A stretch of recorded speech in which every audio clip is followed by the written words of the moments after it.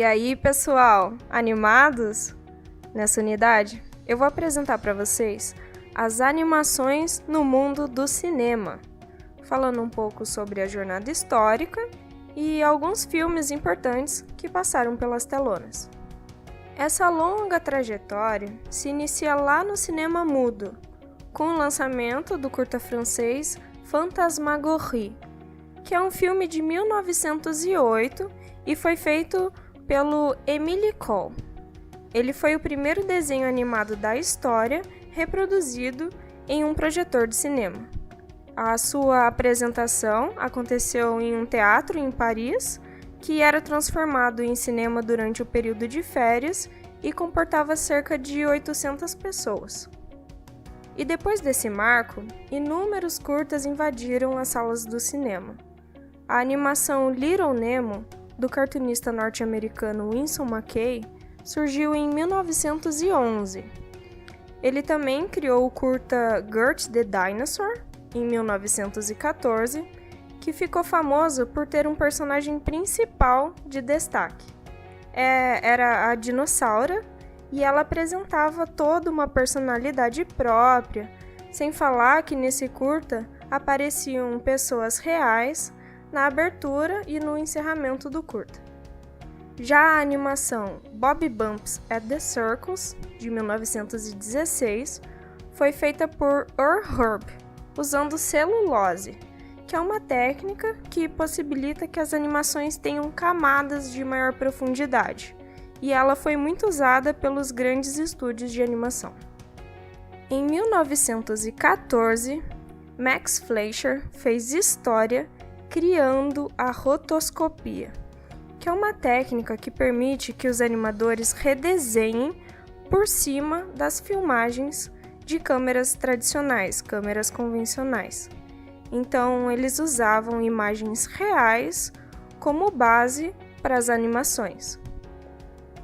Na sua série de filmes experimentais Out of the Inkwell, o Fleischer pediu a ajuda do seu irmão Dave e pediu para que ele se vestisse de palhaço, e usou isso como referência para o seu personagem animado, Coco, o Palhaço. E no Brasil, a primeira animação brasileira lançada nos cinemas foi em 22 de janeiro de 1917, o curta-metragem O Kaiser, feito pelo cartunista Álvaro Martins. Já o primeiro longa animado exibido nas telonas foi o filme El Apóstolo, de 1917, do argentino Quirino Cristiani. O filme tem aproximadamente 70 minutos e é uma sátira política ao presidente argentino daquela época. O filme, infelizmente, se perdeu num incêndio.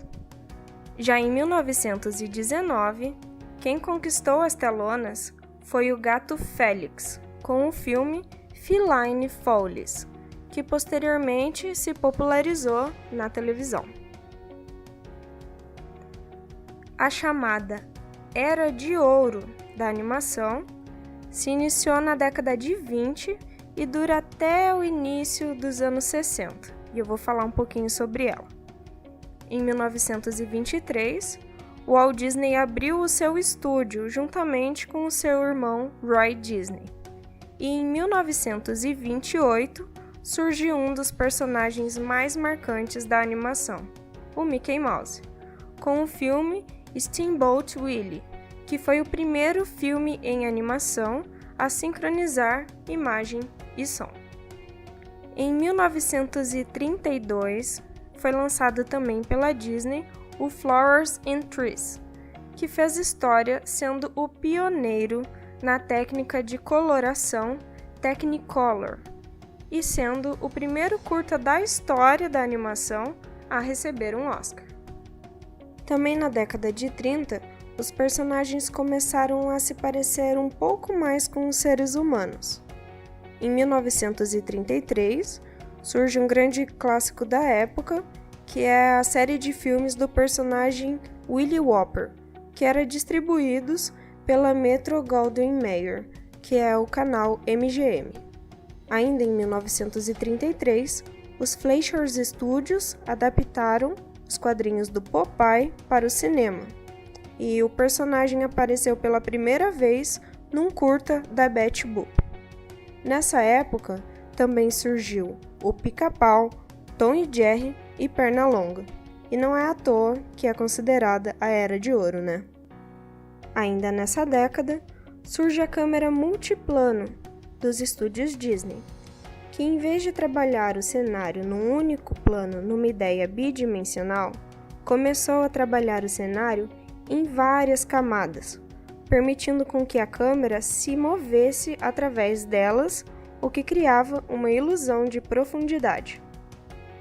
Essa ferramenta foi usada pela primeira vez no filme Branca de Neve e os Sete Anões, de 1937, que é considerado o primeiro longa tradicional em animação, já com diálogos e com coloração.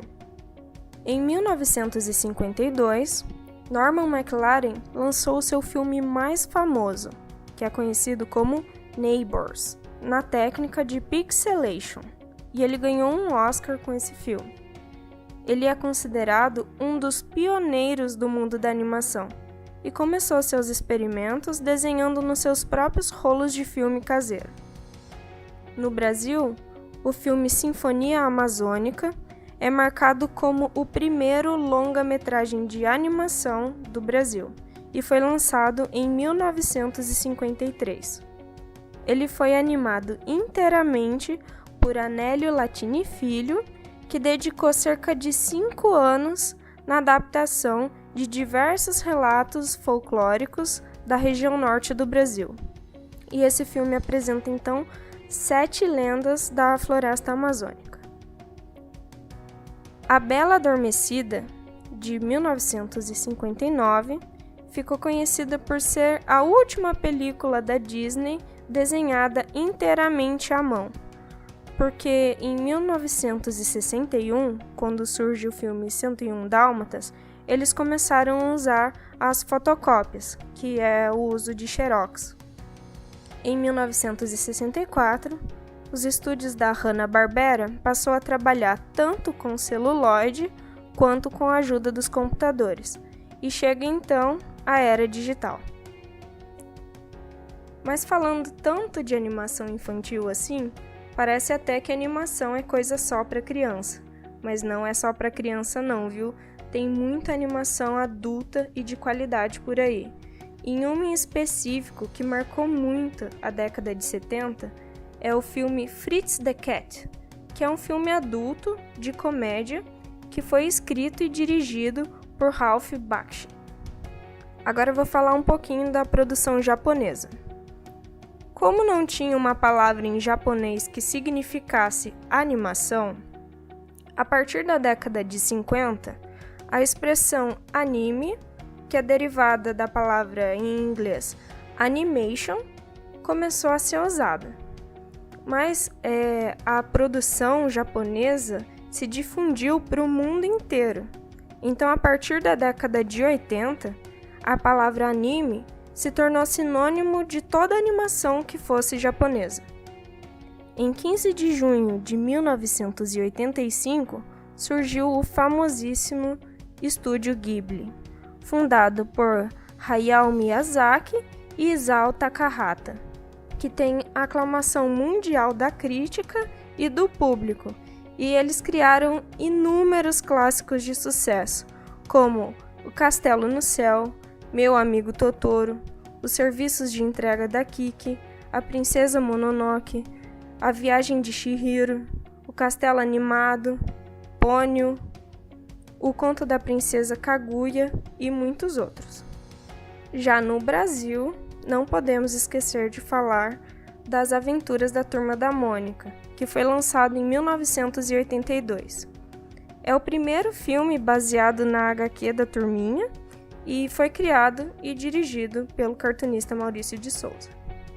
No decorrer do tempo, a tecnologia avançou muito e em 1986, a Pixar produziu o seu primeiro curta-metragem em animação totalmente computadorizado, que é o Luxo Júnior, que depois serviu como referência para a abertura clássica da Pixar.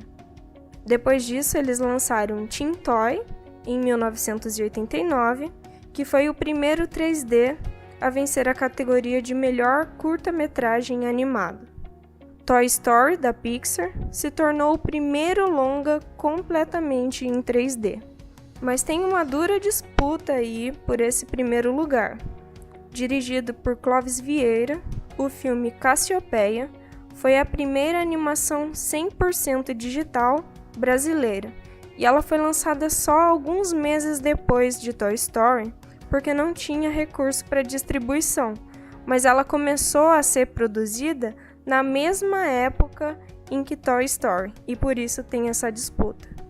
O filme Cassiopeia é ambientado num planeta, na constelação de Cassiopeia, que vive em paz até a chegada dos invasores. Bom, depois disso, vale destacar algumas animações brasileiras, como Uma História de Amor e Fúria, O Menino e o Mundo, os dois de 2013, e o Curta Guida, de 2015, que todos foram muito premiados e conquistaram o público internacional. A história da animação no cinema é imensa e continua sendo escrita todos os dias. Então é claro que outros inúmeros filmes que marcaram a trajetória do cinema foram lançados e que não dá para falar aqui, mas esses foram alguns que eu selecionei como os mais importantes. Espero que tenham gostado, obrigado por estarem comigo até aqui, um abração e até mais!